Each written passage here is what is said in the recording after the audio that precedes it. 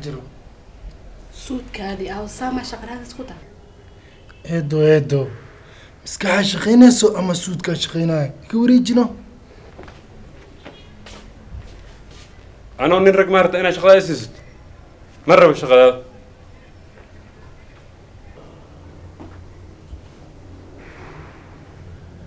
كان نسكوري صباح وشقورة بينا جرت صباح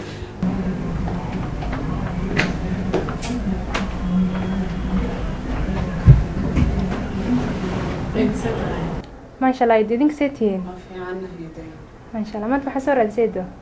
إيدو ويلكيغا شقورة ديناي اوكي برشاد حقيقة قارتي لا كف سلك سديدات إيدو انتو جيتك وريقي لهي شقيسي لكن يدو أدقتي قف سلك سديدات كصوب حين شغل السيو إيدو واكو بريا والدا كو نوقرا كو دعينا وحليسي اوكي بس انت انا شقصي انه توبرايا سقد الريسبشنست ما تقانا هرت هذه وانكو في عناي وانا قبن كرا سوق ريسبشن الشقيس محاي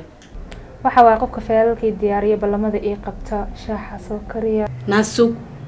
mad waaranta na waxaan raga ka hadleena nin raga shaaq ku soo kornay misku tira eedo waa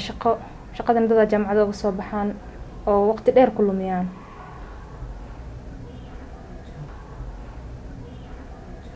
naay dhageyso nin rag waa waxa ka hadleynaya ani dhaqan gaaleed hayla imaanin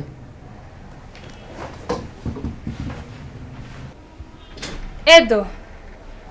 nabigeena sallallahu alayhi wasallam xaasaskiisu wuu caawin jiray shaqada guriga oo idilna wuu ka qaban jiray anaga haddaan Soomaali nahay waxaan aaminsanahay rag inaysan cunto karsan karin shaaxna aysan karsan karin waxna aysan qabsan karin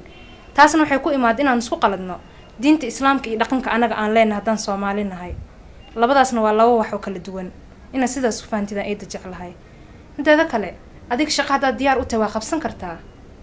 haddaad fikirka eedada raacaysidna waad raaci kartaa shaqadan ragba way qaban karaan adna waa qaban kartaa san aaminsanahay marka diyaar mu tahay shaqada maxaan sameeyaa